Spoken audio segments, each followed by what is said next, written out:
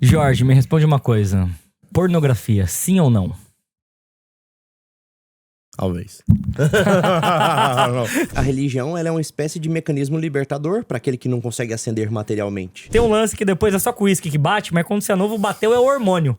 Você tem uns anos falando, bateu. A média nacional que nós temos hoje de primeiro contato com a pornografia é entre os 6 e os 7 anos de idade. Talvez a gente tenha que conversar mais sobre isso. Eu acho que a gente precisa conversar sobre isso. Essa pergunta vem porque tem uma coisa muito interessante que eu vejo acontecendo em rede social, que é um incentivo comportamental e algorítmico para fazer uma espécie de prostituição digital. Perfeito. Você poderia falar assim. Sim. Então eu sou uma criança, né? Uma menina ali de 12 anos, eu tiro uma foto com a minha família e eu tenho 5 likes. Daí, por acaso, tô num churrasco de família, eu tiro com uma saída de banho ali, eu tenho 100 likes. Sim. Então, quando eu olho ali, eu falo, opa, eu tenho um incentivo a continuar produzindo esse tipo de conteúdo porque eu tenho mais engajamento. E aí eu tiro um pouquinho mais uma peça de roupa, eu tenho 150 likes, aí vai até eu ir pro biquíni. E uma outra sexualização incentiva a outra sexualização desde idades muito tenras ali. E daí, hoje em dia, tem uma saída, né? Acho que existe esse caminho porque eu vou tendo mais like, mais engajamento. E sim, existe ali alimentar um ego. Só que hoje em dia eu tenho uma saída que não é só alimentar o ego, mas alimentar o bolso. Que depois eu saio desse lugar e eu posso abrir uma conta no Privacy, posso abrir uma conta no OnlyFans e transformar um fetiche de ultrassexualização desde uma idade muito nova em um negócio, fato, num trabalho. E a gente tá falando de incentivos a perder uma coisa muito importante, que é a sua intimidade, o seu resguardo, a sua personalidade. Que você entrega a primeira impressão, que é a sua casca, que talvez seja a coisa mais supérflua e barata que você tem, pra ficar marcado como a sua personalidade pro resto da sua vida. Porque afinal você não apaga. Sim. O Ben-Hur Han, que é um filósofo oriental, ele fala que a nossa sociedade atualmente, ela é uma sociedade pornográfica. E quando ele fala pornográfica, ele está entrando no conceito mais primitivo do que é ser pornográfico. É aquilo que está explícito. É aquilo que não está mais velado. É aquilo que não está escondido. E aqui há um grande problema porque é exatamente isso que você falou. No fim das contas, a construção daquilo que realmente importa para nós, ela vai acontecer num ambiente extremamente íntimo. Extremamente particular, extremamente pessoal. É um ambiente familiar, é um ambiente fechado, é um ambiente de um casal. E claro, esse nível de privacidade, esse nível de intimidade, ele vai decaindo até que a gente chega, sei lá, ao limite. Aí eu vou puxar um pouco a sardinha pro que eu acredito, assim, no limite do limite a tua relação com Deus. E é claro que as pessoas, elas vêm tirando os véus, elas vêm revelando, né? Ou seja, arrancando os véus destas coisas, de todas essas relações, a relação com o homem, com a mulher, a relação com os filhos, a relação com tudo. E mais do que isto, né? É como se elas estivessem buscando esta validação do mundo. E essa validação do mundo acaba caindo naquilo que você falou, né? Com a problematização da monetização do negócio. Aí é óbvio, isso ganha uma proporção inimaginável. Por conta de um problema muito grave que a gente tem na nossa sociedade atual, e é isso que o Ben-Hur Han fala sobre a questão da sociedade pornográfica, é que quando a gente tinha essa ideia da pornografia antigamente, né? Da pornografia não, mas sobretudo da prostituição antigamente, havia uma possibilidade da saída da prostituição. Ou seja, a mulher, às vezes, ela por uma condição financeira muito precária, ela acabava debandando para a profissão mais antiga do mundo, era assim que era dito. E aí, num dado momento em que ela se via numa situação mais estável, ela fala, caramba, eu sei que isso aqui não dá pra ser um modo de vida. Não dá pra mim viver até o fim dos meus dias desta maneira. Havia uma vergonha, havia um receio daquela postura toda. É como se eu tivesse uma saída no fundo do poço, mas o fundo do poço, ele era aquilo, era o fundo do poço. Depois eu retornava... Era isso. Assim, eu vou passar pelo fundo do poço, mas eu tenho a oportunidade de tentar fazer diferente. Só que com o advento da rede social e de que a coisa depois que cai na internet ela não se modifica mais, e a prostituição hoje ela está no digital, de fato, é isso que você falou, a gente vai colocar uns dados aí de OnlyFans, essas coisas, mas assim, a pornografia, a prostituição hoje ela de fato ela está no digital mais que qualquer outro lugar. E ela estando ali, ela não permite essa saída da forma como a prostituição de fato permitia. Ou seja, aonde você vai agora, aquele histórico vai te acompanhar. Aquelas imagens não podem ser apagadas, aquilo não é deletado, aquilo não é desfeito. E esse é um problema muito grave, né? E me parece uma permissividade também das redes sociais, porque o que acontece no Instagram não, né? Mas TikTok e Twitter, que Twitter, inclusive, o Elon Musk, ele voltou com a possibilidade de conteúdo gráfico explícito, né? No Twitter. Tinham banido, estavam tentando banir. Quando ele comprou, ele liberou, né? Totalmente. É que existe um comportamento, sim, humano, que ele, principalmente homem, ele vai engajar mais quanto mais você mostra. Só que o que acontece, né? Acho que vários homens aqui já devem ter passado por alguma coisa assim. Você dá um like em alguma pessoa que às vezes até você conhece. Só que é uma pessoa que tá mais bonitinha ali, que ela tá com uma roupinha de festa, de saída, é uma pessoa que trabalha com você, por exemplo. Ou também você tá indo atrás disso. Dá um like, Sim. Mulheres Bonitas tá flertando, por exemplo, com alguém. E aí o que acontece é que o Instagram... o que acontece é que a rede social, ela dá uma olhada e fala assim, opa, quem gosta disso também. Look alike. Sim, algoritmo. E daí ele te mostra um próximo conteúdo com menos uma peça de roupa, e menos uma peça de roupa, e menos uma peça de roupa. Então, pra mim, é mais que um comportamento humano, é também as plataformas incentivando isso. E pra mim isso é muito problemático, porque quando eu penso numa mulher de 20 e tantos anos ali, que ela já tem um pouco mais de faculdade sobre as ações dela, né? Ela entende o que ela tá fazendo, versus uma criança ali entrando com um monte de questão de hormônio, entrando na puberdade, ali é onde o meu lado liberal dá um passo atrás e fala, opa, será que isso aí não deveria ser barrado de alguma maneira? Porque a gente tem dados muito preocupantes, né? A gente tinha, se eu não me engano, em 2018 ou 2019, um dado que você tinha algumas centenas de novos cadastros por mês no OnlyFans. Sim. Em 2020, fizeram de novo essa pesquisa que tem 7 mil novos cadastros de contas ativas, de produtores de conteúdo por dia no OnlyFans. E daí você faz essa conta, é um número assustador de pessoas falando, tá, isso daqui é um meio de ganhar a minha grana. Só que eu acho que não tem uma reflexão muito grande atrás. Isso é uma vontade para... Primeiro você alimenta o ego, depois o bolso. Essa relação, ela é muito perversa, porque ela é muito sedutora, não é não? Exato. E assim, a gente não percebe os danos que isso pode causar, uma vez que a gente não vai atrás do impacto que isso causa na sociedade a curto, médio e longo prazo. Tem alguns dados que é fácil da gente conseguir metrar e que estão intimamente ligados com o movimento da pornografia. Um deles, por exemplo, é onde está a média de primeiro contato com a pornografia. A média nacional que nós temos hoje de primeiro contato com a pornografia é entre os 6 e os 7 anos de idade. Caralho! Ou seja, é extremamente cedo, é um negócio assustador. Sabe o que é muito cedo? Eu lembro quando eu era moleque. Eu não sei quem passou por isso, mas quando eu era moleque, qual que era o nosso lance? Sou de 85, tenho 39 Playboy. Anos. Era Playboy e...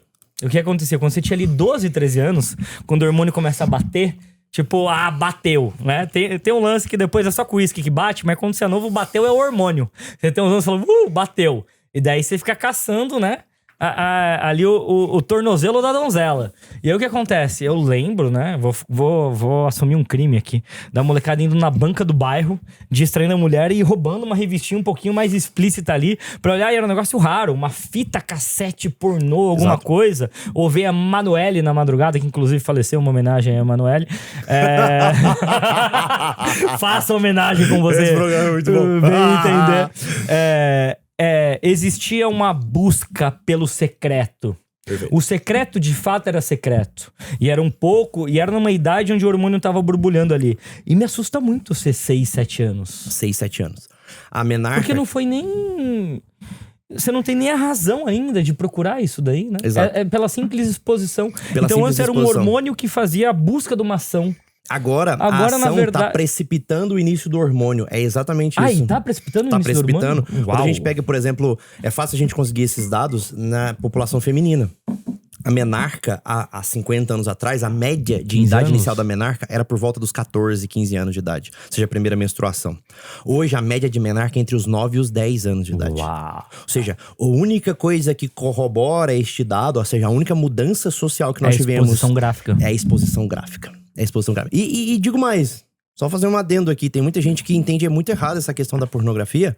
Principalmente a questão das mulheres, porque a mulher, o que desperta o desejo inicial, o desejo estrogênico, que é o que vai despertar esses primeiros movimentos hormonais, é o corpo feminino exposto.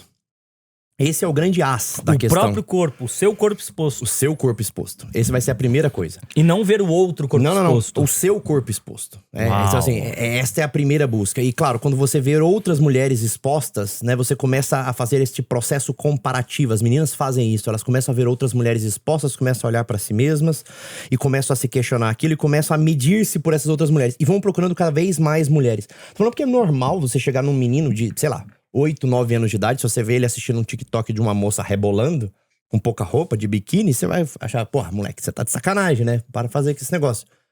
Mas a menina você não vai questionar. Tem muita gente que acha que vai passar batido, tudo bem. É axé. É mulher. Não é axé na época, é coreografia. É o funk. A gente tá velho, o axé tá... O axé foi pesado. Eu dou na onda. Mas, e até tem um negócio muito interessante, até vou pesquisar aqui, até vou gravar minha tela. Se você abrir o TikTok agora e colocar coisas muito específicas, tipo Homem-Aranha. Você tem várias imagens aqui do Homem-Aranha, mas você já tem gente... sensualizando.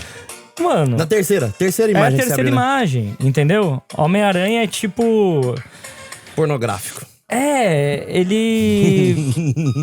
A gente chama isso de soft porn.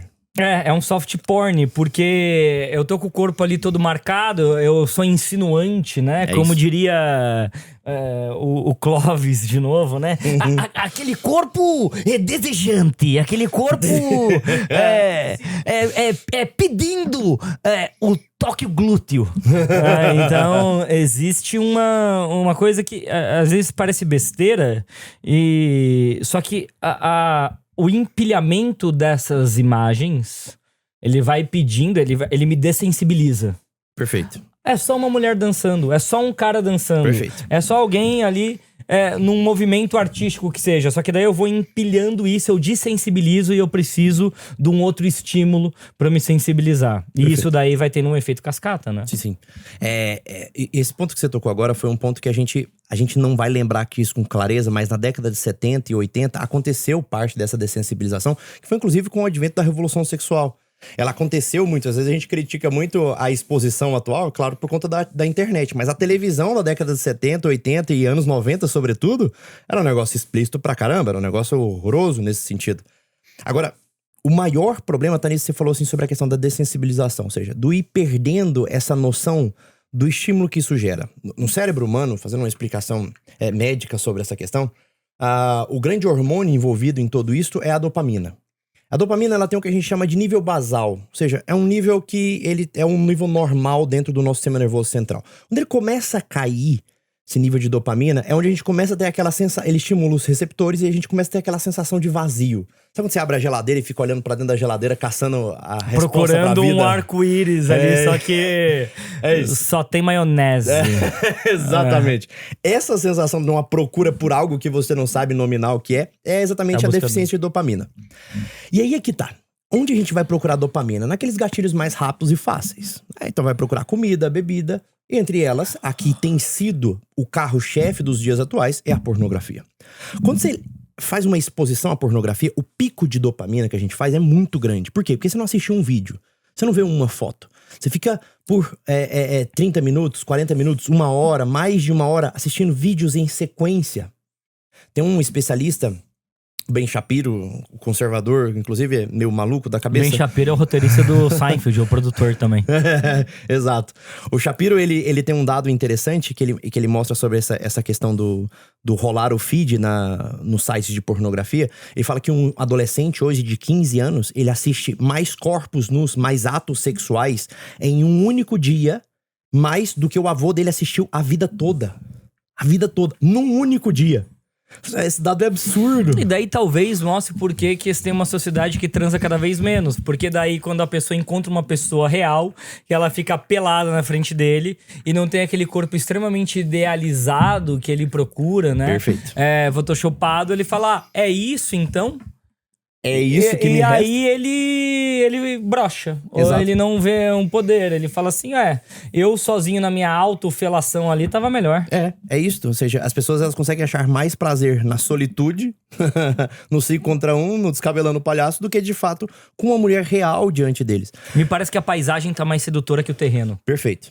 É isso. É. As pessoas estão cedendo ao marketing do negócio. Estão cedendo ao marketing do negócio. E é engraçado porque eu fico com relações dúbias em relação a isso pra adultos, não pra crianças, porque criança eu acho extremamente problemático. Pra mim, de fato, é um negócio que é aquela coisa que, apesar de ser liberal, falar isso aí que a gente precisa conversar e regulamentar. Não dá.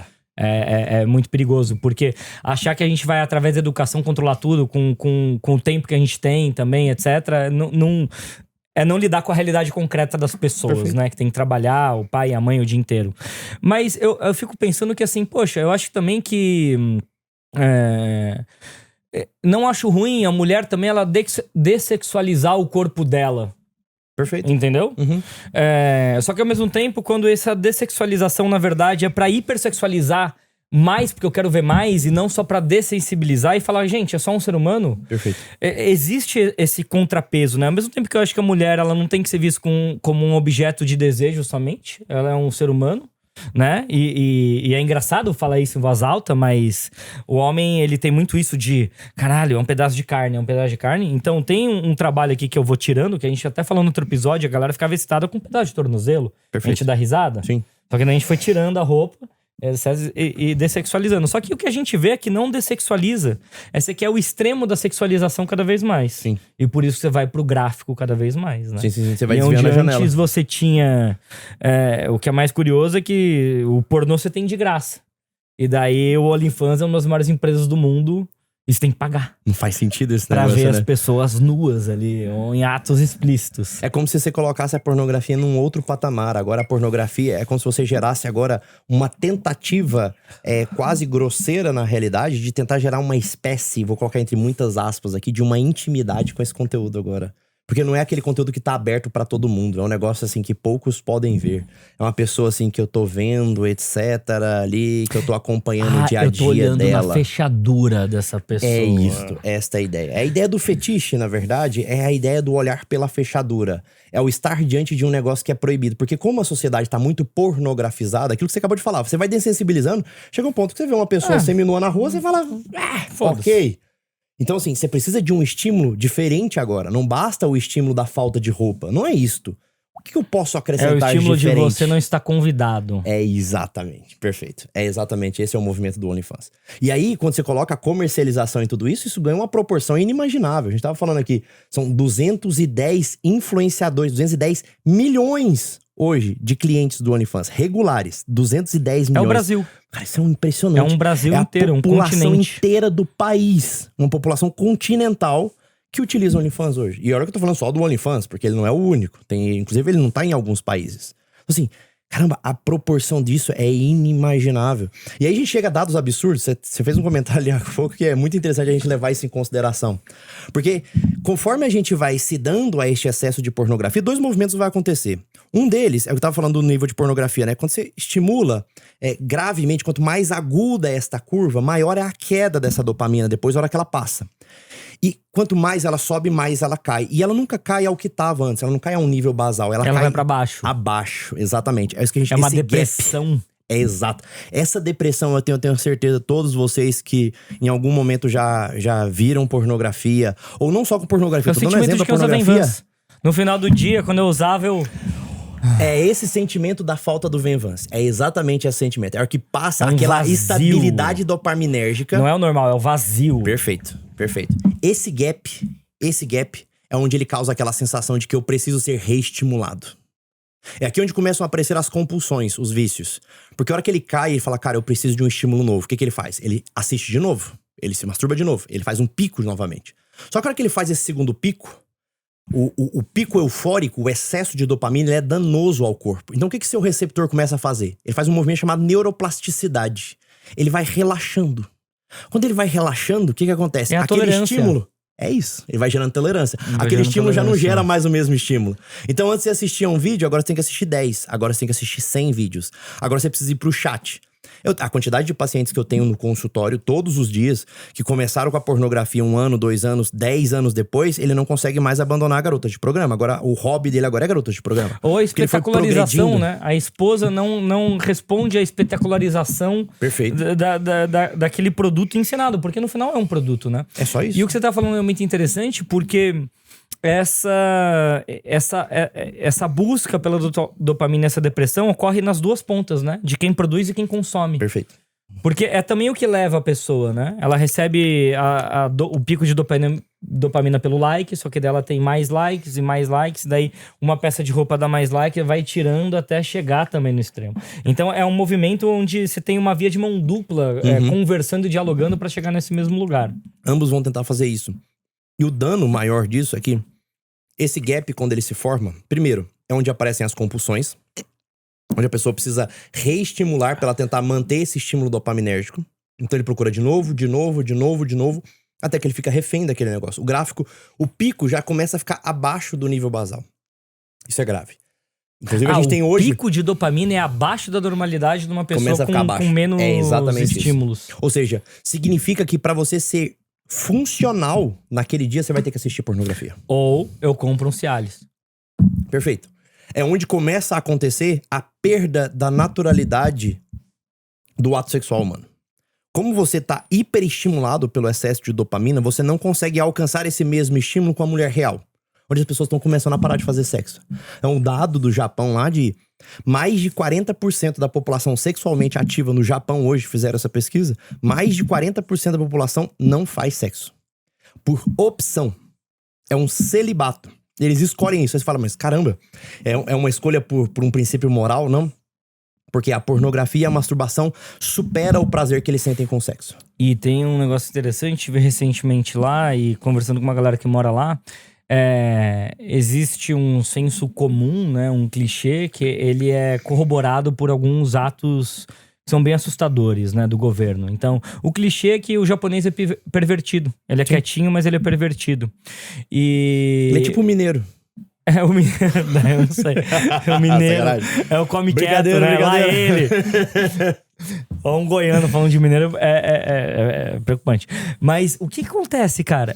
Se você compra um iPhone, quando que eu falei, cara, esse dado é real, né? Esse clichê é real. O iPhone lá, se você compra um iPhone no Japão, você não tem o modo silencioso para tirar foto. Não existe. Por quê? Porque tem um monte, quando você vai no metrô no Japão, tem um monte de mulher no Japão que usam aquelas sainhas lá. E os caras, eles colocam ou espelho ou o celular, eles tiram foto de baixo das calcinhas. Eles têm uma pira, né, em calcinha. Sim. Eles vendem as calcinhas, cheiram as calcinhas, etc. Tem um fetiche ali num nicho da população. E é proibido vender, tem o barulho ali, né, sem ser silencioso, pra evitar o voyeur. Eles têm essa cultura do voyeurismo muito grande, que eu não posso, é proibido pra mim. Pô. Porque no final, o privacy, o OnlyFans é um voyeurismo institucionalizado, institucionalizado, né? Formalizado e regulamentado. E aí você entende na cultura japonesa que existe uma coisa do recalque ali, porque você não tem... Eu perguntei pra galera, por que a galera jovem se veste de uma maneira tão louca? Né, tão absurda, né? Uma parte da população muito fantasiosa até, sim, né? Ou de anime, otaku, né? Que a galera faz, fazendo cosplay. Ou até vestido como uma cortesã do século XVIII, assim. Tem umas loucuras a galera andando ali em algumas regiões. E, ao mesmo tempo, a tatuagem é extremamente demonizada. Você não pode entrar em lugares públicos se tirar roupa se tiver tatuagem. Em banhos públicos, por exemplo. Porque é o único limite que eles têm ali, nos 3, 4 anos, de exercer o máximo da liberdade que eles podem. Porque depois eles têm que ser umas pessoas que elas seguem ali como se fosse um exército de coisas segmentadas e já decididas por eles. Sim. Então, a proibição, a gente volta àquilo, a proibição, ela gera a extrapolação de tudo, o limite, o radicalismo de tudo, que Perfeito. me parece. A sensação que eu tenho é essa, assim, de que, obviamente, isso aqui é uma percepção pessoal, mas de que todas as vezes, a gente falou disso no último episódio, toda vez que eu traciono demais a coisa pra um dos lados da janela de Overton, eu acabo causando um efeito contrário no outro extremo. Quanto mais eu puxo pra um lado, mais eu radicalizo a questão pro outro também. Ou seja, o excesso de tradicionalismo gera um excesso de laxismo, e o excesso de laxismo gera um excesso de tradicionalismo. E essas duas correntes, elas são extremamente danosas, principalmente nessa população mais nova. Que é a população que ainda não gerou ainda, não desenvolveu uma personalidade sólida ainda. Então ela tá caçando modos. Como ela tá caçando modos, ela não sabe pra onde ir. Mas olha que louco. No Japão eu tenho proibição. E essa proibição gera um grau de voyeurismo e uma certa perversidade ali, tanto é que o iPhone tem. A gente pega o Brasil, uma cultura muito mais permissiva. Lasciva. E aí, na verdade, eu só agudizo o processo de ser também, de procurar isso. Será que no final a galera não quer ver só a galera todo peladona e nua? E o que a pessoa quer é a loucura? E o carnaval existe pra isso, uma vez por ano, então todo mundo curte a parada? Porque se eu faço uma repressão, a galera libera. Se eu libero, a galera libera mais. Você sabe Será que não é uma tendência? Sim. Mas assim, a tendência, assim, só ajustando esse detalhe que você colocou, eu acho que sim, né? A luxúria é um negócio que sempre esteve presente, inclusive como o primeiro grande pecado capital, por um motivo simples. Porque ele é exatamente a primeira tentação. É aquela primeira que de fato mais vai animalesca. puxar. É aquela que é mais baixa. É mais fácil. E a luxúria, ela não tem a ver... A gente acha que a luxúria, ela tem a ver somente com o sexo. E não é verdade. A luxúria é eu querer em excesso. É o querer em excesso. É o extrapolar do negócio. É por isso que eu falo muito isso. A palavra luxo vem de luxúria. É o a mais, né? É o a mais, entendeu? É o extra. Então assim, não é sobre ver mulher pelada. Porque convenhamos, vai, na boa, uma mulher pelada, você vê a tua vizinha pelada, você vê a tua conhecida pelada, você vê a tua esposa, vai ter lá grandes diferenças, vai ser tudo mais ou menos igual. E você vai ver uma única vez. É o tal do corpo humano, né? No fim das contas, ele é o tá corpo meio humano. ali, É isto. Assim, você consegue, inclusive, intuir imageticamente o que estaria por debaixo das roupas. Então não é essa discussão, no final das contas. É, assim, como é que eu consigo ter mais desta pessoa? A discussão acho que tá no proibido. É isto. Tá eu acho também. Não é pra você. É isso. É por isso que o OnlyFans tá fazendo tanto sucesso. Inclusive, porque ele tem uma proibição relativa. O OnlyFans, você tem, acho que a maior criadora, que é a Black China, né? Eu não sei se ela tá ainda fazendo, mas ela chegou a faturar $2 milhões mês. É muita coisa. E é a maior lucratividade por funcionário de todas as empresas do mundo. Eu não lembro o número de cabeça, sabe esse número? Não sei. É alguma coisa, acho que entre 30 milhões, se eu não tô enganado, $30 milhões de faturamento por funcionário. Tem menos de 50 funcionários. Caramba. É assim, agora, diante desse dado, a gente tem um segundo dado que precisa ser colocado em pauta. Porque tem gente que vai, inclusive, deslumbrar com um dado desse. Caramba, é um mercado... Você olha pra sua profissão... Foda. E você fala, caralho, é só eu tirar a roupa? Eu estudei anos pra isto, né? Pra mim tentar ser um médico, sei lá, 10 anos estudando pra tentar ser médico, pra eu ganhar, sei lá, 1/100º do que essa mulher ganha, 1/1000º do que ela ganha. E a hora que você faz essa análise, dá um certo desespero, dá uma angústia existencial. Só que aqui tem um segundo problema que as pessoas às vezes precisam... Às vezes não, precisam sempre levar em consideração.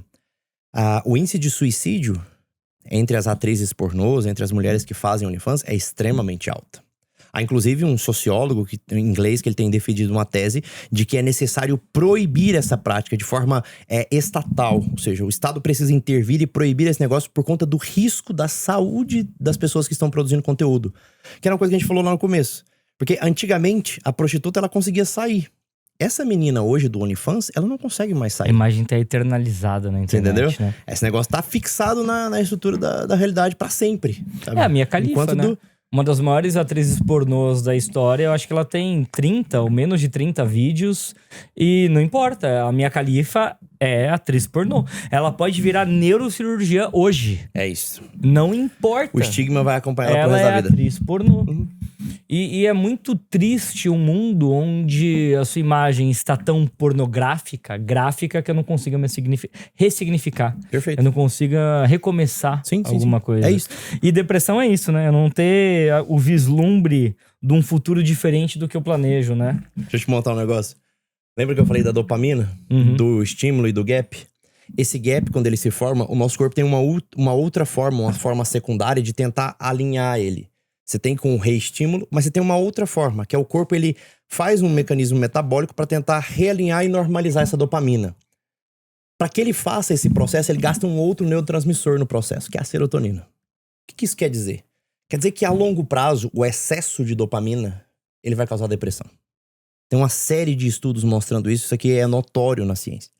A longo prazo, a médio e longo prazo, o excesso de picos dopaminérgicos, ele vai invariavelmente causar um quadro depressivo.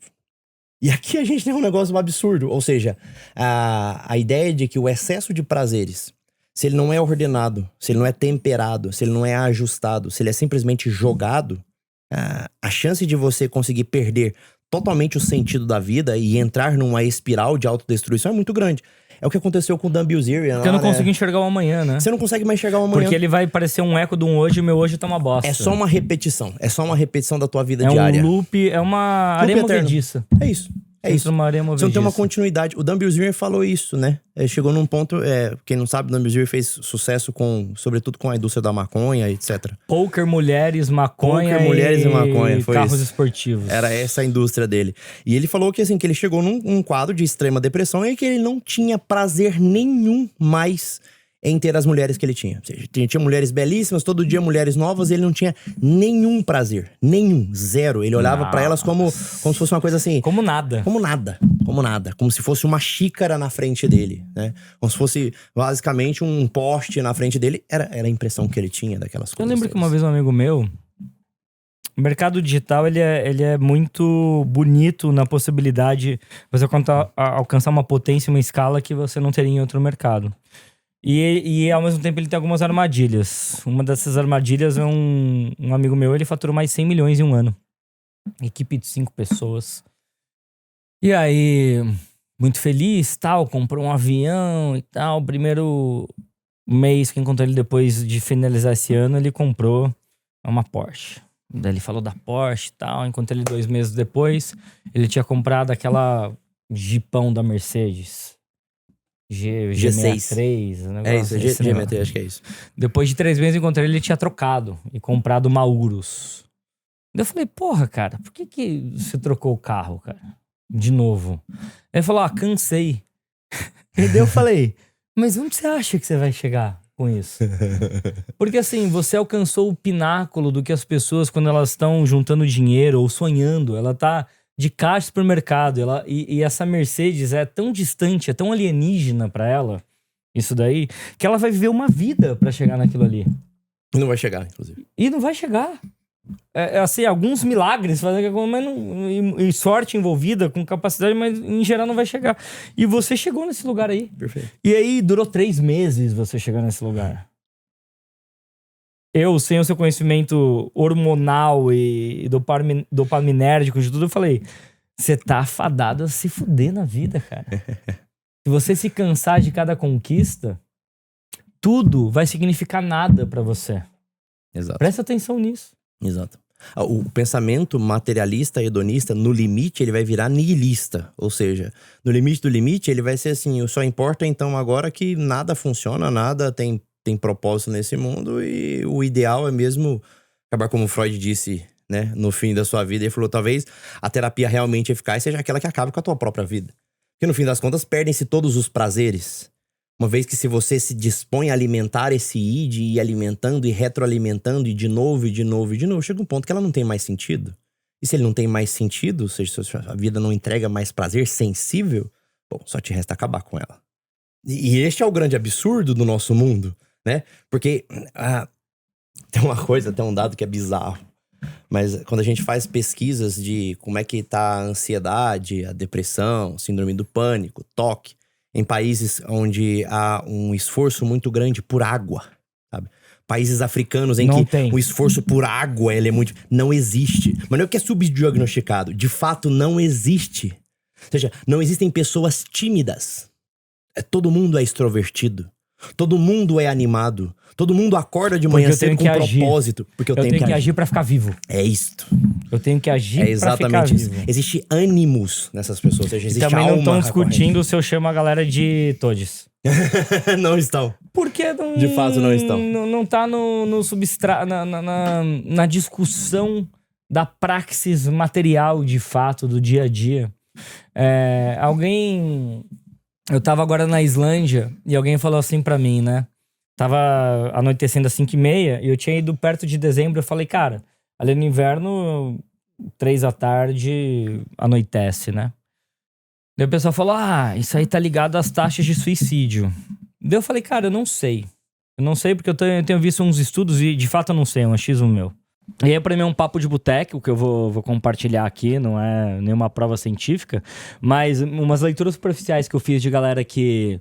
Alguns estudiosos que foram pesquisadores, foram viver em cavernas pra provar se o ciclo circadiano, como que ele interferia em depressão, em ansiedade, em outros aspectos da vida.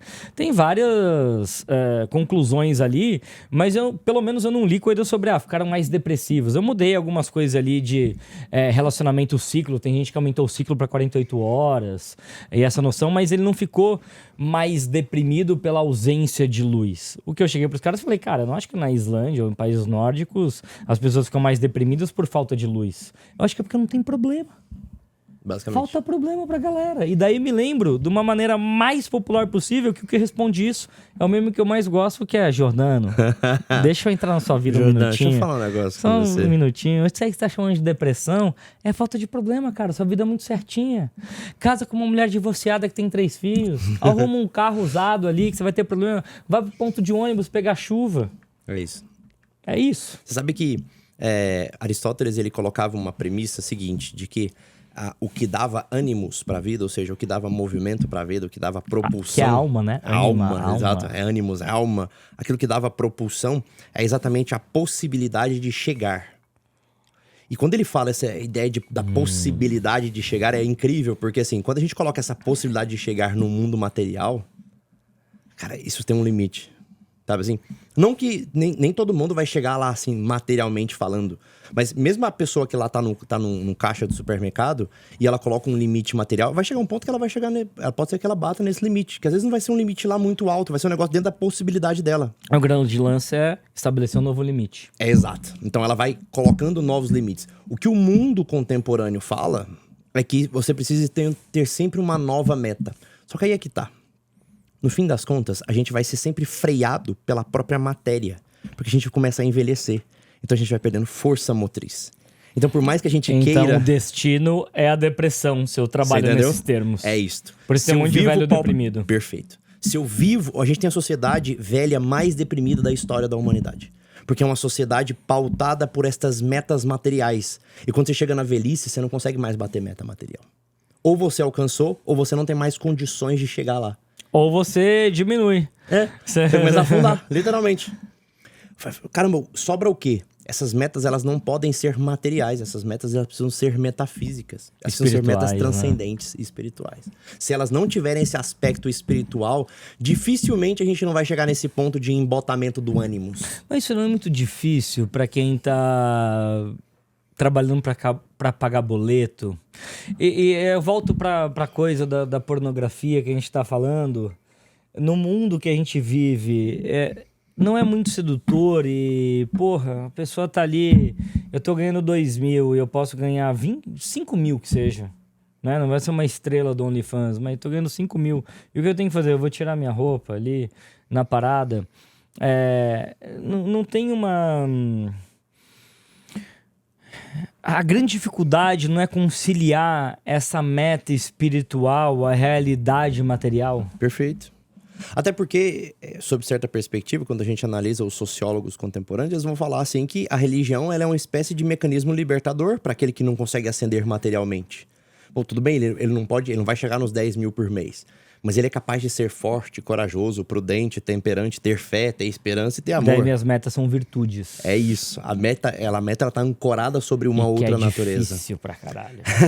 E sabe o que é o mais interessante? Estas metas que a gente fala de metas irascíveis, então o Tomás aqui nos nomeia assim, né? São metas que o dinheiro não compra, cara. Poucas coisas são tão frustrantes. Por exemplo, uma pessoa que é bilionária, pensar assim que ela não consegue ficar mais inteligente pagando por isto. Ela vai ter que literalmente estudar, ela vai ter que sentar e vai ter que ler. Ou seja, porque o processo do fazer e criar essa inteligência, essa sabedoria, ela vai vir com o advento do esforço, independente do dinheiro que ela tenha. Mas aí pensa o seguinte, fala alguma justiça, é uma meta? Justiça é uma meta. Justiça é uma meta. Não entra em contradição em alguns momentos com uma pessoa que ela quer avançar no mundo material? Entra. Continua sendo justo? Entra. Fato é que vai entrar. E aí é que tá. Em que momento que eu posso largar a mão das minhas virtudes para primeiro construir uma estabilidade material? Perfeito. Eu acho que esse que é o grande lance. Perfeito. Excelente esse conceito. Porque assim, no meu entendimento, a vida normal... Eu posso pecar pela ignorância até eu entender que aí eu posso ser uma pessoa virtuosa. Porque eu acho que esse que é o grande lance, é a grande contradição da humanidade. Sim. Tem gente que tá falando assim, caramba, você precisa ser corajoso, você precisa ser prudente, você precisa ser temperante. E aí que eu falo, tá bom, mas eu preciso pagar boleto. Eu preciso pagar a conta de luz lá de casa. Como é que eu consigo conciliar as duas coisas? E aí é que tá. A conciliação, ela vai vir, inclusive, dessa própria metrização desses dois extremos. Ou seja, é o que a gente chama da virtude da temperança. É o saber colocar o tempero correto em cada coisa. Tem um amigo meu, chama Diego Reis, ele é um cara fenomenal. Ele fala a perspectiva humana, eu vou explicar aqui rapidamente só pra vocês entenderem. Ele fala a perspectiva humana sobre uma perspectiva do teatro ou do cinema. Ele fala que nós temos um personagem, o crítico e o roteirista. O personagem é aquilo que está vivendo o presente. É aquele que é a nossa vida, é o ânimos. O crítico é aquele que ele tá olhando para o que está acontecendo de fora e criticando o que está acontecendo. Isso não deveria ser assim. É o engenheiro de obra pronta. É esse cara, exato. E o nosso roteirista é aquele cara que tá projetando. É aquele cara que tá, cara, amanhã precisa ser assim. Amanhã precisa ser diferente. É aquele cara que ele tá tentando criar este roteiro para que o personagem viva ele amanhã. E esse roteiro vai ser criado a partir da crítica. Ou seja, a partir do crítico que ele vai tecer onde é que não tá funcionando corretamente. Qual que é o grande X da questão aqui? O cara que ele tá pautado muito para um mundo material, do pagar contas, esse cara ele tá vivendo só de personagem. Ele não consegue fazer uma projeção real da vida dele. O cara que ele tá preocupado em pagar só a conta, ele não tá conseguindo criar um roteiro. É um cara do presente 100%. É um cara do presente. É um cara instalado na realidade. Isso é bom? Sob certa perspectiva, sim. É mais que o presente, ele é instalado na realidade. Porque o presente 100% seria um zen budista. Exato. Porque o presente 100% ele teria noção de uma projeção também. Sim, perfeito. Então, assim, esse cara, ele tá instalado na realidade. Isso é bom? Sim, isso é extremamente produtivo. Inclusive, vai livrar ele de certas noias, certas neuroses, certos... amarras emocionais. Perfeito. Essas crenças limitantes, essas amarras... Ele vai se livrar da maior parte deles. Ele vai ficar instalado na realidade. Só que ainda assim, esse cara, ele precisa de um motor propulsor. Não dá pra ele ficar pautado a vida, porque em algum momento ele vai se questionar, caramba, eu tô só trabalhando e pagando conta, eu só tô trabalhando e pagando conta. Até onde isso vai? E é nesse momento que esse cara tá trabalhando e pagando conta, ele olha pro lado e vê a filha dele crescendo. Com 5, com 10, com 15. Ela vê ela se tornando uma mulher. Ela vê ela se casando. Ele vê ela tendo filhos. Ou seja, os netos dele começam a nascer. E, ou seja, a hora que ele olha pra isso, ele fala, caramba, então não é uma meta material. Esse negócio tá pra além de mim. Então, no fim das contas, é ele conseguir equilibrar essas duas realidades. Do roteirista que tá olhando pra frente, para aquilo que realmente dá sentido pra vida, e pro personagem que tá se ocupando daquilo que realmente precisa ser feito no dia. Eu falo que é a diferença entre o amor e a paixão. A paixão é o apego ao dia. A paixão é a vontade do agora. O amor é a vontade do amanhã. Eu quero que o amanhã funcione. Sabe assim? Então, a gente conseguir ajustar isso é a grande dificuldade. A gente tava falando sobre pornografia lá atrás. Mas tem tudo a ver. Eu acho que a pornografia ela tem a ver com... Talvez, e eu vou tirar até de quem consome, porque a minha preocupação é muito em quem produz hoje em dia. Se você sair da lógica da paixão e entrar na lógica amorosa, por mais que seja um salto de fé. Até, sim. Né? Você começa a mudar a perspectiva, né? Até porque tem coisas, né? Quem já ganhou muito dinheiro, eu acho que a gente é muito abençoado por ter sido muito bem sucedido nessa área da vida. Você começa a perceber e parece um papo, eu vejo muita gente falando disso, falar, não, é porque você já tá rico, você tá falando isso. Quando você tem dinheiro para comprar qualquer coisa, ou várias coisas, você descobre que não é o que vai mudar a sua realidade. Exato. Você fala... Exato. Não é isso. E você mata, né? O meu pai falava matar as bichas, né? Matar os vermes que estão te consumindo. E aí é boa essa imagem, né? Dos vermes, que são um corpo externo a você. Sim. com fome. E daí você vai lá, compra uma coisa, compra outra e faz acontecer e tal. Eu não vou dizer que a vida não é mais confortável, mas o extra disso daí, que é o extra Sim. dopaminérgico, ele cobra um preço muito grande. Perfeito. E até o momento que você para de gastar e fala, tá, o que é o meu amanhã e não o que é o meu hoje? Eu acordo amanhã pra quê mesmo? Exato. Porque hoje, beleza, eu posso comer no melhor restaurante, beber o melhor negócio, tá no lugar mais fantástico, no lugar proibido que ninguém consegue ir, que tá fechado pros outros. Mas e amanhã? Amanhã eu acordo na minha casa, com as minhas responsabilidades, com a pessoa que eu amo do lado. O que eu quero construir?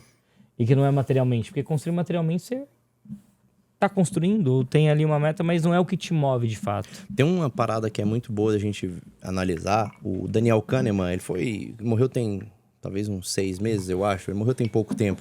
Foi prêmio Nobel de Economia, um psicólogo renomado, etc.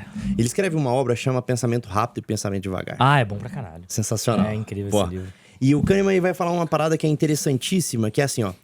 Existem 2 formas concretas de felicidade. Inclusive uma ancorada sobre a ideia do pensamento rápido, que ele, na verdade, é uma outra forma de chamar o id, o inconsciente.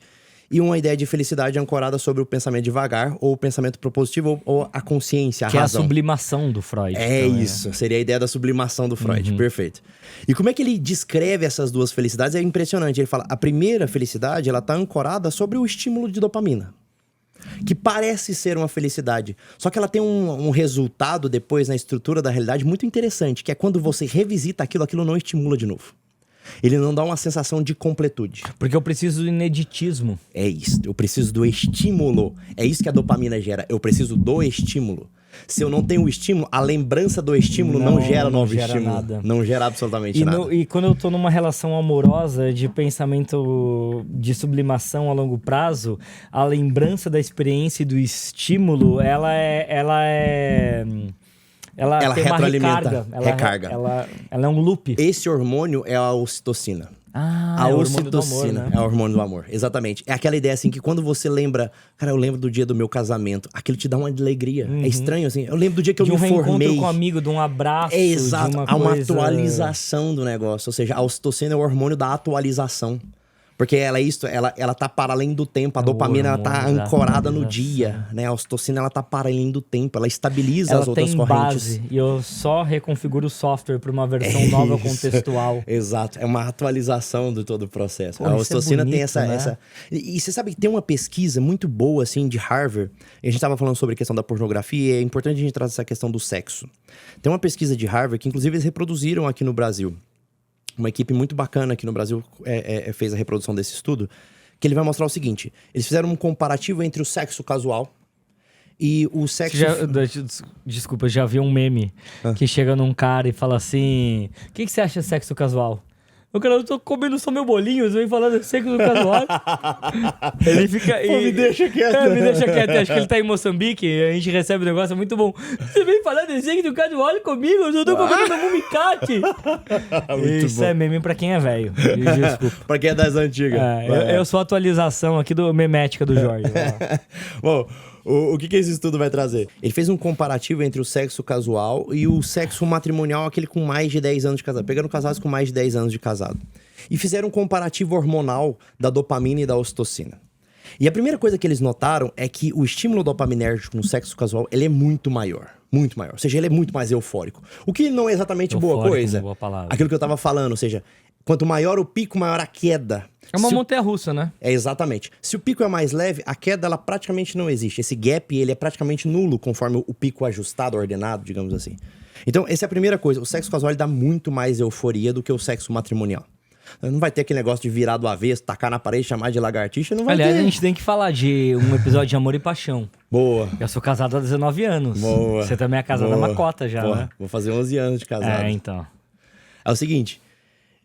no estudo, eles vão fazer uma conta da dopamina, então comprovando que de fato o sexo casual, ele aparentemente ele gera mais essa felicidade baseada no momento, na dopamina. Só que aí eles analisam a ocitocina. A ocitocina é aquilo que é liberado no orgasmo e, sobretudo, que gera a sensação de vínculo. A ocitocina é que dá a vontade do amanhã, a dopamina dá a vontade do agora. E a ocitocina no sexo casual, ela é praticamente nula. Praticamente nula. A ocitocina no sexo matrimonial, ela tem picos altíssimos. Ou seja, no sexo casual, a sensação que dá é uma sensação de vazio, é aquela queda da dopamina e a vontade de deletar o outro. Eles chamam de la petite mort, a pequena morte. Exatamente, é a pequena orgasmo, morte. a La pequena petite mort. morte, É, exatamente. Ou seja, aquela vontade de você apertar o eject do botão, né? Você sair dali. A pornografia, quando há a masturbação, ela gera exatamente o mesmo estímulo. Ou seja, o final é uma sensação de meio ruim, assim, aquela sensação meio desgastante, assim, meio estranha, meio vazia. O que resta é acender um cigarro. É isso. Não vou me sujar Depressivo. fumando apenas um cigarro. Somente isso. É isso que sobra, é isso que sobra pra pessoa que tá sobra. na pornografia. Tanto produzindo quanto consumindo. Agora, aquela pessoa que ela tá fazendo um vínculo real com o outro ser humano, essa pessoa que ela tem o estímulo de ocitocina, ela tem o desejo da permanência. Cara, é muito importante essa palavra, assim. A ocitocina, ela é descrita assim, é o desejo, a vontade do permanecer. E de certa maneira, assim, o amor é exatamente, por isso que ele é chamado de hormônio do amor, né? Que é o desejo de que o outro permaneça, de que o outro continue ali. Eu acho que a grande diferença é de você gostar de um esporte pra ver o gol versus gostar da partida. É isto, né? Esta seria a diferença. Eu acho que as pessoas estão viciadas no gol, replay de gol. E daí volta muito pra rede social, que é um mundo em 30 segundos. Um mundo em 30 segundos é um mundo de gol, não é um mundo de partida. É o feed passando é um mundo de novo. Atingir estados épicos, né? Eu falo muito isso quando eu falo de comunicação, que a estrutura da comunicação básica ela não mudou. Eu tenho um impacto inicial, eu tenho um ritmo e eu tenho um momento de virada. Essa é uma estrutura clássica de narrativa burguesa que e mais, é inconsciente, tá no inconsciente coletivo, essa estrutura, Fato. certo? Só que beleza, quando eu pego o Shakespeare, eu tenho que ali nos primeiros 7 minutos, mais ou menos, eu tenho um impacto. E depois eu tenho um ritmo das tramas, que daí eu tenho ressignificações desse impacto, até eu ter um plot twist, que eu tenho um ápice dramático, e aí eu tenho um desfecho. Legal. O problema... E por que não mudou? Porque eu só comprimi isso, só que é em 30 segundos. Então o impacto é em 1 segundo, o ritmo é a cada 1 segundo, clic, clic, clic, clic, clic. E o impacto tem que ser extraordinário, senão não te prende. Senão te prende o suficiente.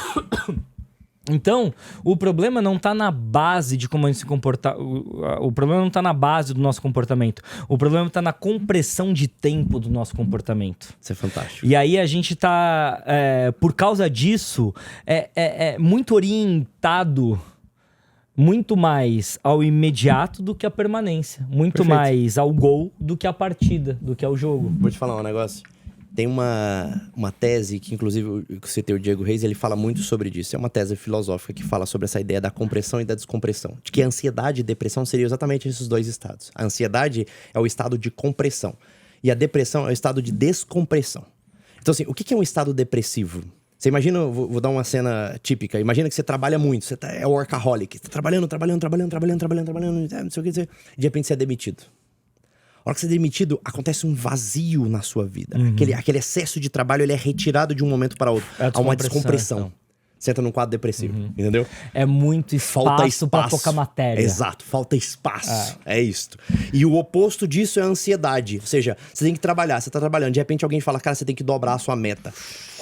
E te encurta. Agora você é comprimido por aquilo. Ou seja, o que é que está sendo causado? O que as pessoas estão fazendo com isso? E essa ideia tanto da rede social quanto da pornografia tem causado isso excessivamente quando a gente olha pro sexo. Ou ele tá num movimento de compressão, quando a gente tá olhando pro digital, ou ele tá num movimento de absoluta descompressão, quando a gente vem pro mundo real.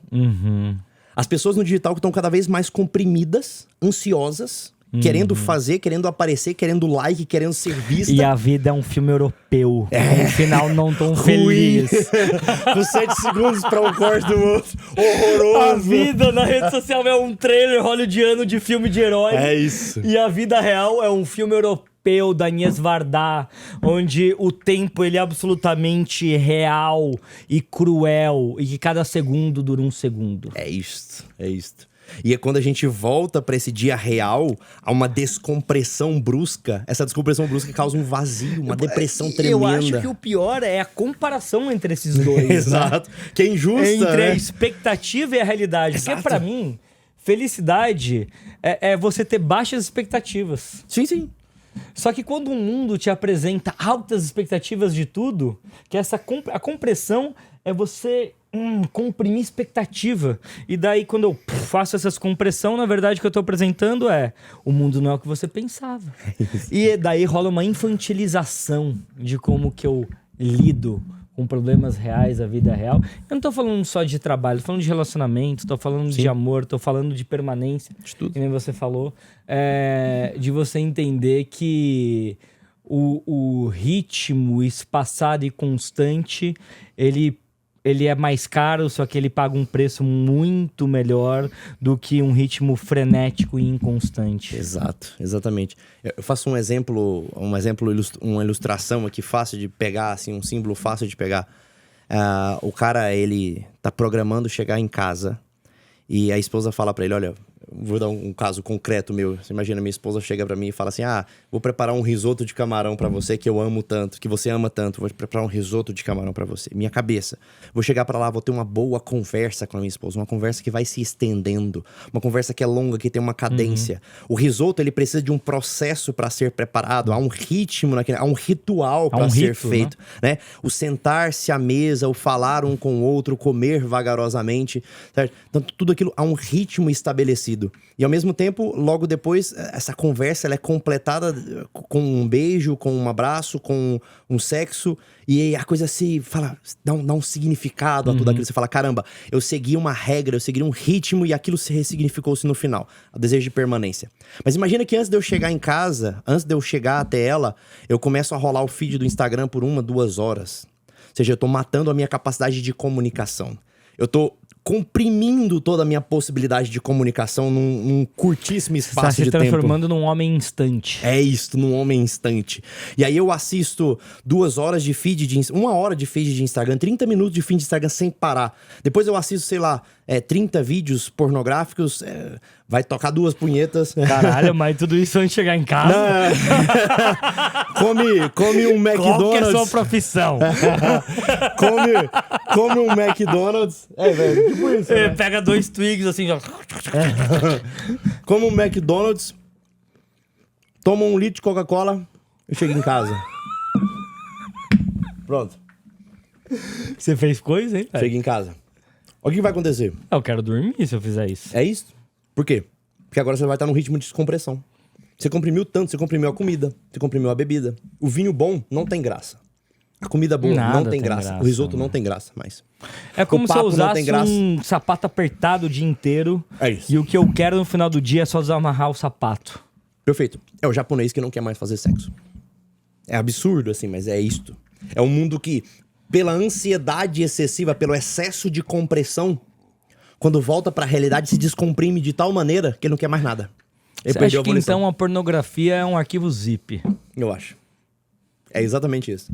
Eu acho que se eu pudesse colocar qual que é o advento da pornografia nos dias de hoje, é pegar toda a ideia de dopamina relacionada ao sexo e colocar num arquivo ultra zip. É assim, tem um amigo meu que é historiador, ele fala isso. Ele fala assim que um rei do século XV tinha menos prazer do que um homem de classe média baixa hoje tem. E menos conforto. Bem menos conforto. Sim. Bem menos prazer, bem menos conforto. Bem menos dopamina. Um rei do século XV. Isso que eles estão falando. Somos todos reis, cara. É isso. Somos todos reis. A gente tá vivendo uma vida de reis. A verdade é essa. A maior parte de nós, a maior parte de nós. É que o problema é a comparação, né? Quando eu vejo que... Quando eu vejo que tem uma pessoa que é 1000x o que eu sou, eu nunca vou me enxergar como um rei. O rei só se enxerga como um rei se ele entende que tá todo mundo abaixo. Aí tem a reconstrução do rei, né? Ou seja, o ressignificar do símbolo do rei, que é o símbolo de Cristo. Cristo também é rei, mas ele é o rei coroado de espinhos, ou seja, é aquele rei que a todos serve e não a todos é servido. Ele inverte o jogo. O rei é aquele que está servindo a todos, que lava o pé dos 12. O rei é aquele que está 100% se doando, que é o movimento amoroso. O rei é aquele que está fazendo tudo por todos e não todos estão fazendo por ele. Ele está invertendo o jogo. Eu consigo doar amor quando eu não recebo amor? Consegue. Porque eu acho que isso é o... talvez o mais complicado. Porque eu acredito também que consiga.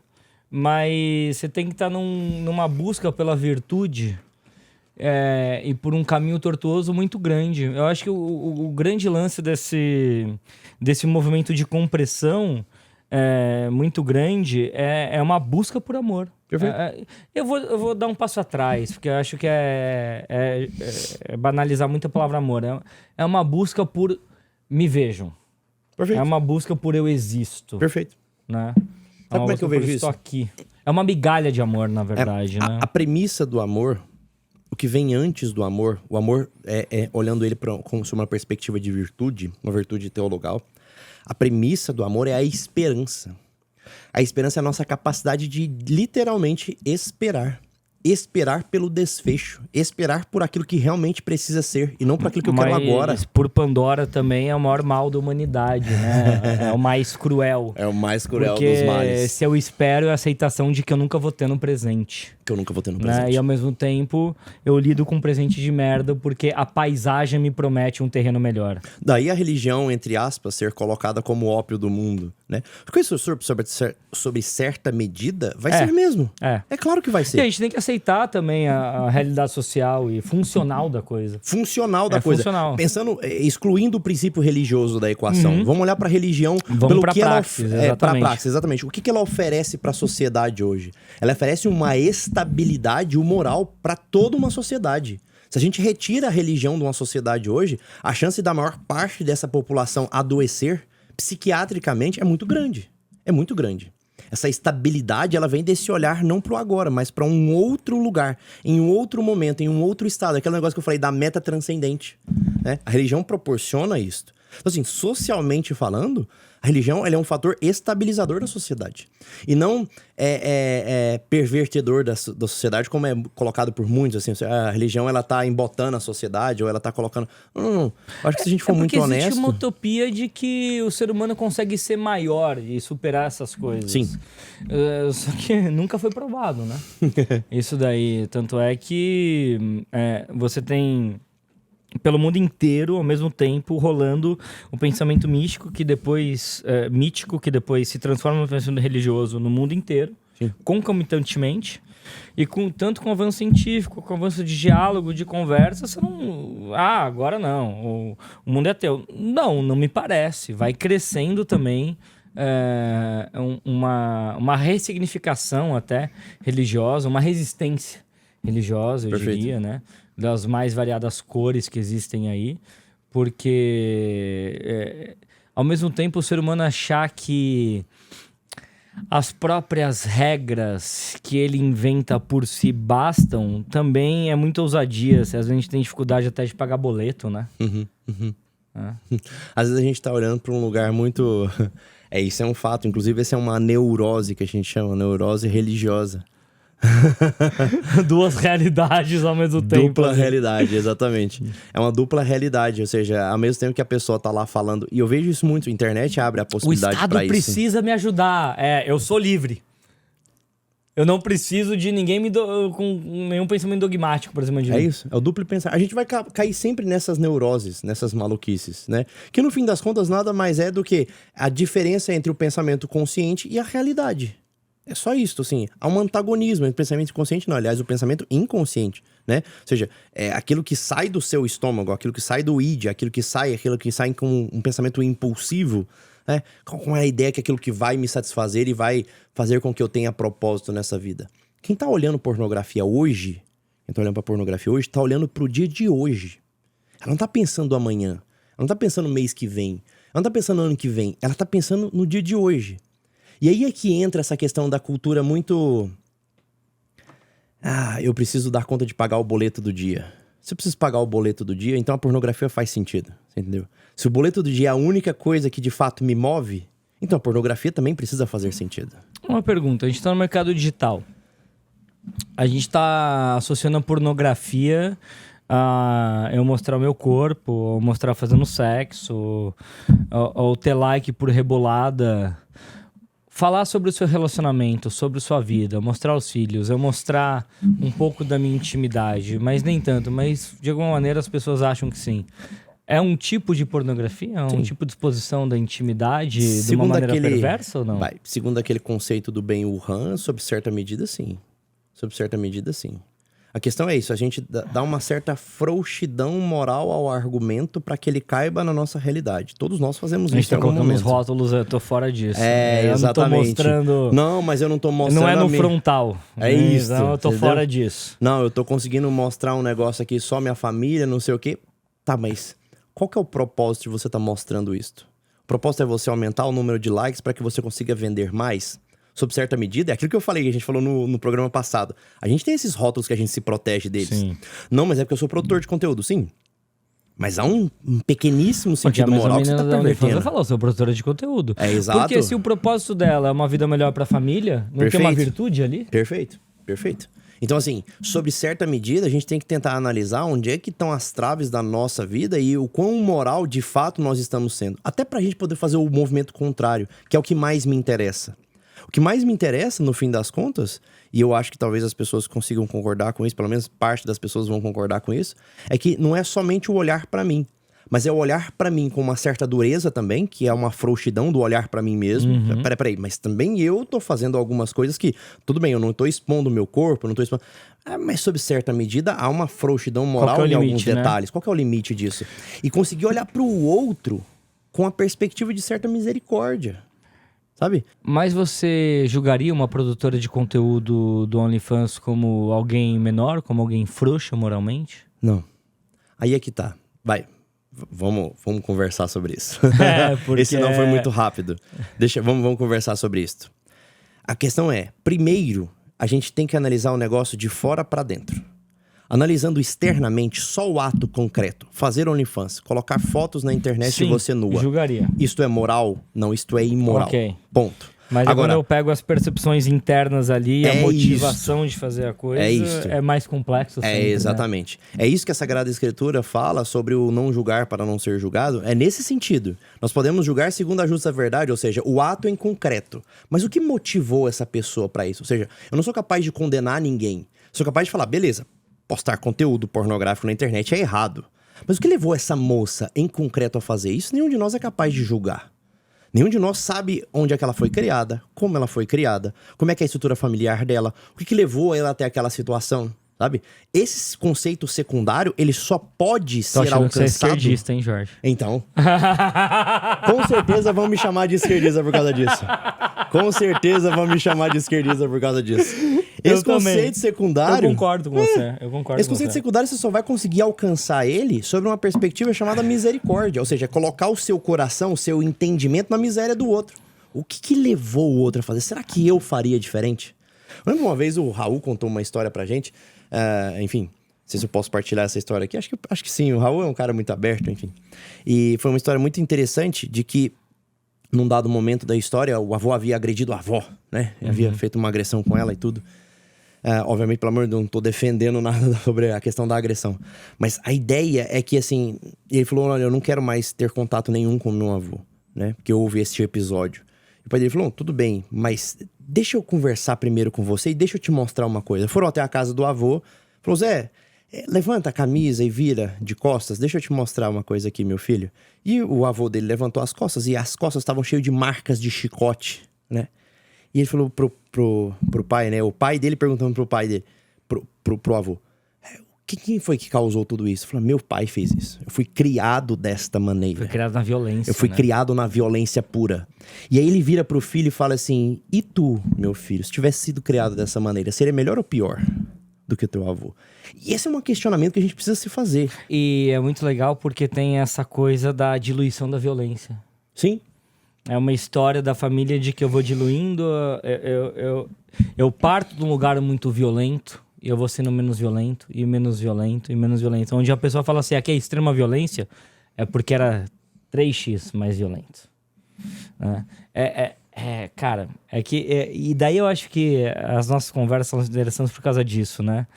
Onde a gente procura imperativos categóricos, os tons de cinza, eles são de fato abundantes. Sim. Sim. Você imagina, uma pessoa pode me escutar falando uma história dessa e falar, você está tentando normalizar a violência.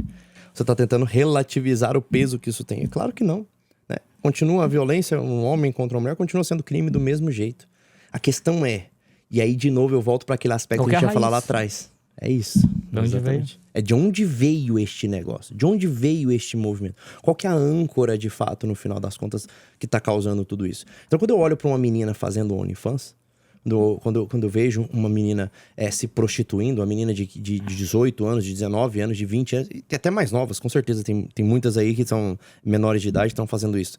Quando eu olho pra essa menina, a primeira coisa que eu penso não é assim, tipo, caramba, tá vendo? Você tá fazendo pornografia, você tá alimentando a indústria, você tá... Não. Peraí. Acho que a gente entendeu errado o conceito da coisa. Assim, caramba, o que essa... Óbvio, uma ou outra vai estar como maldosa mesmo. Uma ou outra vai estar agindo mal, conscientemente mal. Não precisa de estar ali, mas tá fazendo aquilo de maldade. Um ou outro vai estar. Mas é sempre a menor parte, né? É sempre a menor parte. É isso que eu vejo no meu consultório todos os dias. É isso que eu vejo no meu consultório todos os dias. É isso que a gente vê na rua. Porque assim, somos bilhões de pessoas com máquinas de matar dirigindo e com facas. E a gente não vê isso acontecendo todos os dias. Né? E funciona, de alguma maneira. Funciona. A sociedade ainda gira. A verdade é essa. Ela ainda gira. Com todos os problemas, ela resiste. Ela resiste? Ela floresce, né? Sim. Até no lixão nasce flor. Até no lixão nasce flor. A gente se escandaliza com o mal, sabe? Por pior que nós sejamos, a gente se escandaliza com o mal. Tem uma história que eu vi a semana passada do cara falando que ele foi assaltar um cara e ele tava na casa, tava sendo assaltado e ele falou assim, olha, junta tudo aí pra mim. Era o goleiro Marcos lá do Palmeiras. Ele falou, junta as coisas todas e coloca aí. Ele falou, cara... E ele falou pro bandido... Seu goleiro Marcos? Seu Marcos. Ele falou, sou o Marcos, não sei o que, torce pro Palmeiras. Torce pro Palmeiras, tal, não sei o que legal. Falou, e o Corinthians? Ele falou, cara, não, porra, São Paulo, violento demais, né? Cara, como assim, violento demais? O cara tava assaltando a casa dele, sabe assim?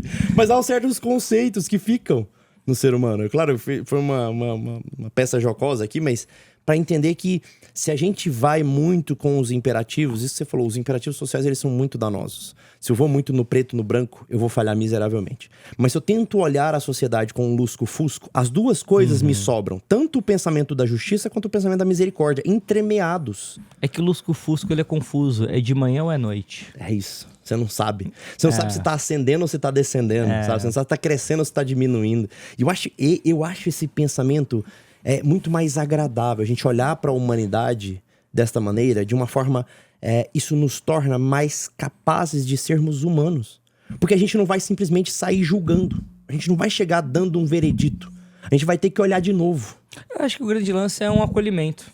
Um acolhimento. E aí eu acho que, até conectando com o nosso primeiro episódio, até sobre esquerda ou direita, e daí você vai pra prática, como você acolhe, que às vezes é o que delimita qual que é a sua posição social. Mas, em geral, as pessoas querem acolher. Sim. Né? É interessante isso, mas no fim das contas... As pessoas querem acolher. Sim, o intuito final é este. A vontade, a gente volta àquilo que você falou, assim, será que o ser humano nasce bom ou nasce mal? Ele nasce com uma série de coisas más, mas eu acho que todo ser humano... Ele nasce bom, cara. Todo ser humano acha com alguns elementos de bondade, sabe? A gente tem essa centelha da criação. A gente tem esse pensamento interior como quem chama, sabe assim, a fazer o bem. Uma voz interior que chama a tentar fazer o bem. Sabe? Isso não é acaso, está no nosso inconsciente coletivo de toda a humanidade. Um ou outro vai escapar dessa equação, tudo bem. Mas assim, a grande maioria, sinceramente, está tentando fazer o bem. Acho que essa visão otimista proporciona a gente a tentar ser menos afoito, sabe? Na forma de julgar, de condenar e de tentar se afastar das pessoas. Até porque a gente é sempre o vilão do ponto de vista da outra pessoa. Sempre. Enquanto a gente tá julgando alguém, a pessoa tá falando assim, você que na verdade é o vilão. Exato.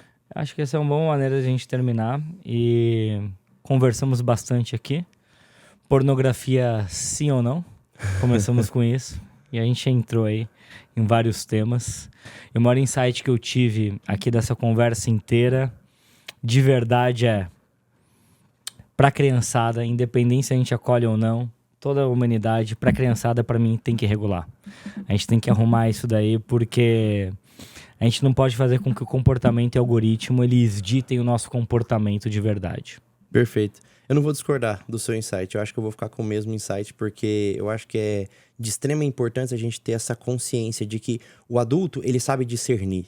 A criança não sabe.